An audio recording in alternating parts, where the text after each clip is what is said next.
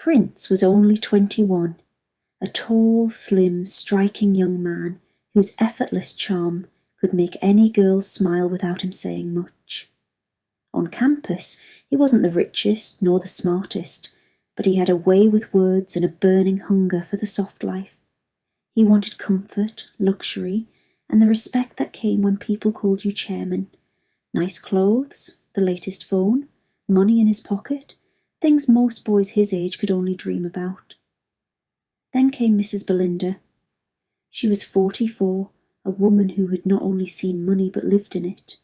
With thriving businesses, luxury cars, and a mansion in East Lynne, she carried herself like royalty.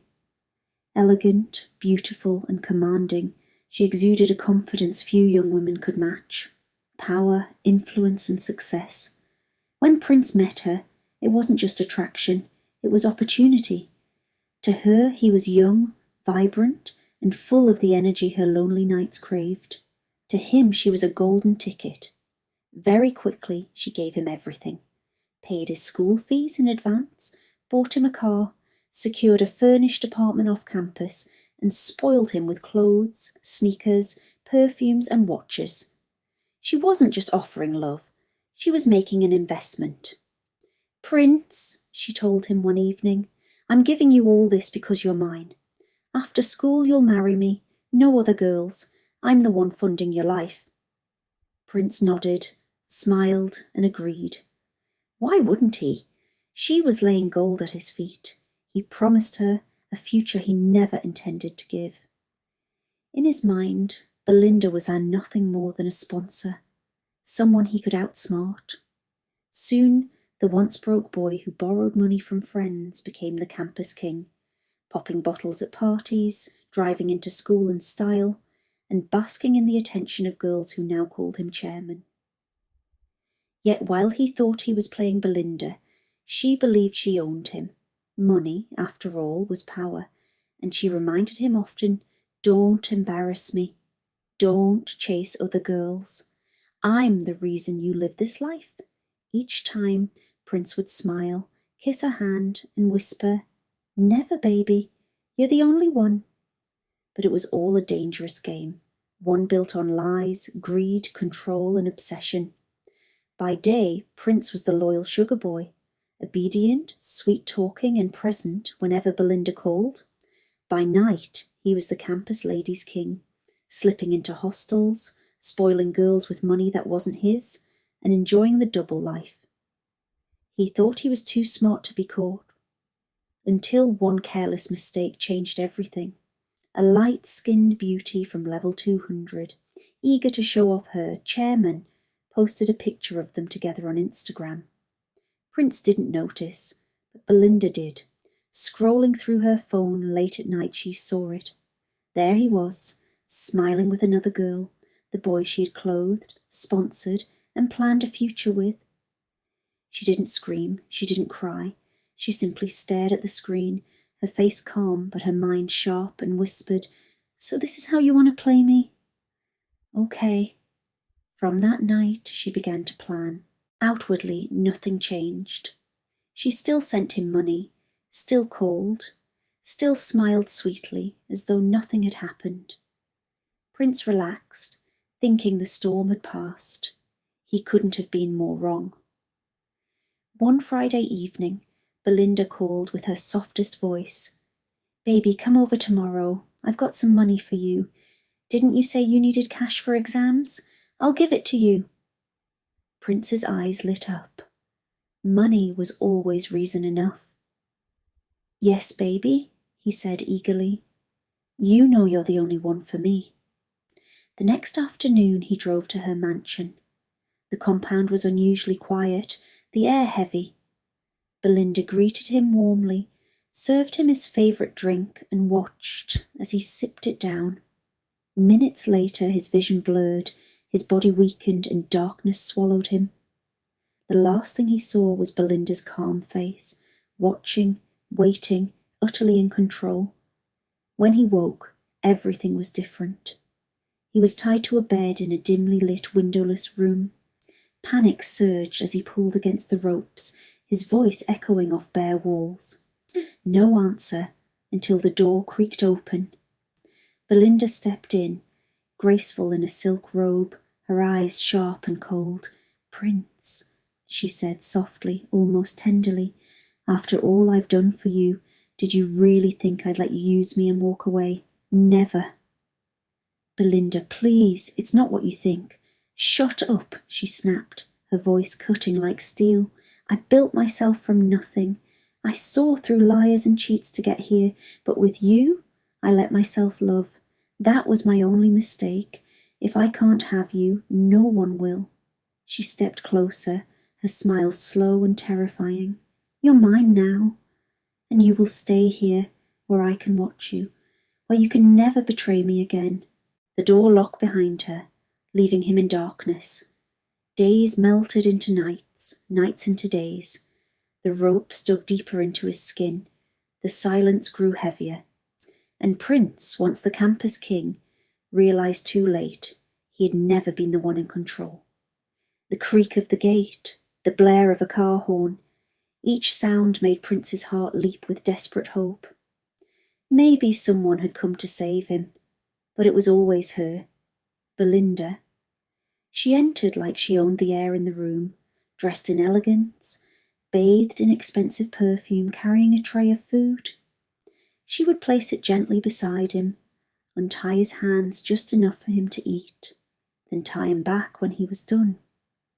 Sometimes she smiled, sometimes she scolded, but always she was in control.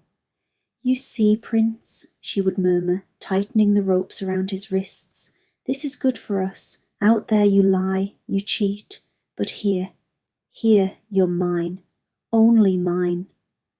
Prince begged, his voice cracked from endless tears. "Belinda, please, I'm sorry. I made a mistake.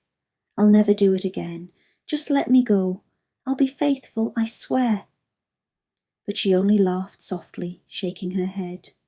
"Sweet words won't save you this time. I gave you everything, money, comfort, love.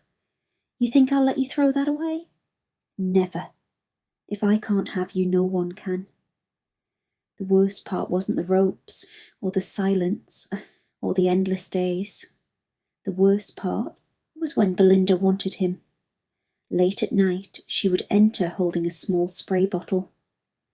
"Don't fight it, baby," she whispered, before releasing a chemical mist into his face. His body weakened, his vision spun.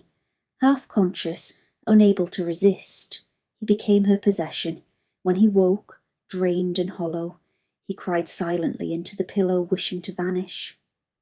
3 weeks passed. On campus, his absence became impossible to ignore. Friends called his phone, no answer. They visited his apartment, locked, abandoned. Whispers spread. "Where's Prince?" Did he travel? Join bad company?